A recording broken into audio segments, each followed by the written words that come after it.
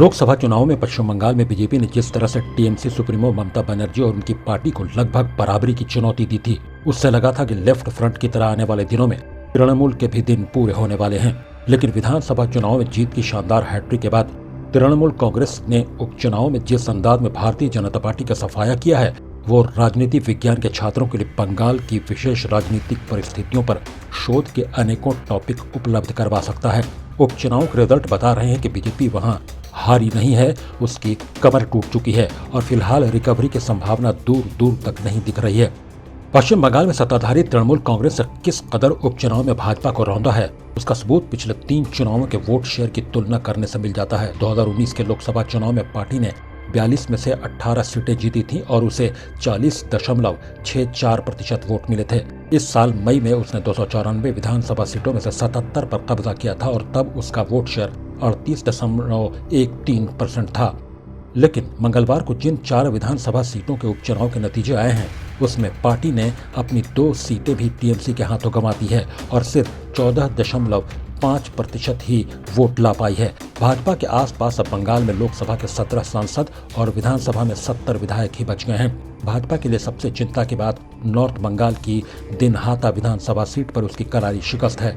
ऐसे लगता है कि जिस राजवंशी वोटरों की वजह से उत्तर बंगाल को वो अपना गढ़ मानकर चल रही थी, वो भी बदले माहौल में टीएमसी की ओर कूच कर सकते हैं। बीते 2.5 वर्षों में ममता बनर्जी की पार्टी टीएमसी के प्रदर्शन को देखने पर साफ हो जाता है कि बंगाल की सत्ताधारी पार्टी ने दूसरे दलों का चुनावी वजूद ही मिटाना शुरू कर दिया है। मसलन 2019 में टीएमसी को लोकसभा की 22 सीटें मिली थीं और 43.69% वोट मिले थे, जबकि इस साल विधानसभा में उसे 213 सीटें मिली थीं और 47.94% वोट प्राप्त हुए थे। लेकिन 4 सीटों पर हुए उपचुनाव में उसका वोट शेयर न सिर्फ 74.99% तक पहुंच गया है, बल्कि विधानसभा में उसके विधायकों की संख्या भी बढ़कर अब 215 हो चुकी है।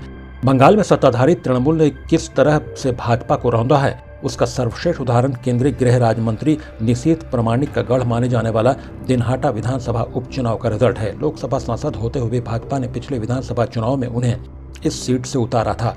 यहां से वो 47.6% वोट लेकर जीते थे, जबकि टीएमसी उम्मीदवार 47.58% वोट लेकर मामूली अंतर सिर्फ 57 वोट से हार गए थे।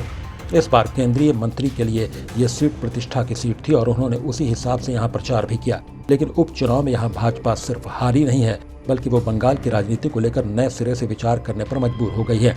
यहाँ टीएमसी प्रत्याशी को 84.15% वोट मिले हैं, जबकि प्रामाणिक की छोड़ी हुई सीट पर भाजपा उम्मीदवार सिर्फ 11.31% वोट जुटा पाया है। इसी तरह से शांतिपुर सीट भी भाजपा के पास थी। पिछले विधानसभा चुनाव में यहाँ बीजेपी को 49.94% और टीएमसी को 42.72% वोट मिले थे। लेकिन इस बार तृणमूल कांग्रेस को 54.89% और बीजेपी को सिर्फ 23.22% वोट मिले हैं। उपचुनाव में तृणमूल कांग्रेस को जो सभी 4 सीटें मिली हैं, उनमें से गोसाबा और खरदाहा दोनों मई में भी उसे ही मिली थी। लेकिन इस बार अलग यह है कि ममता बनर्जी की पार्टी ने अपनी जीत के अंतर को विशाल बना दिया है।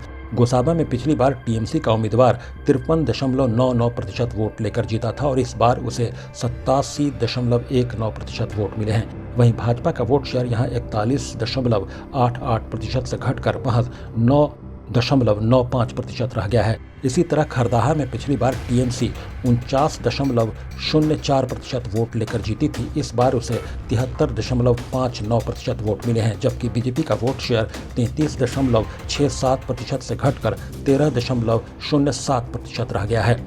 बंगाल विधानसभा उपचुनाव का परिणाम भले ही 4 सीटों की स्थिति का हाल बयान कर रहा है, लेकिन अगर इसके राजनीतिक संकेत को पढ़ने की कोशिश की जाए तो वो बहुत दूर तक जाता दिख रहा है।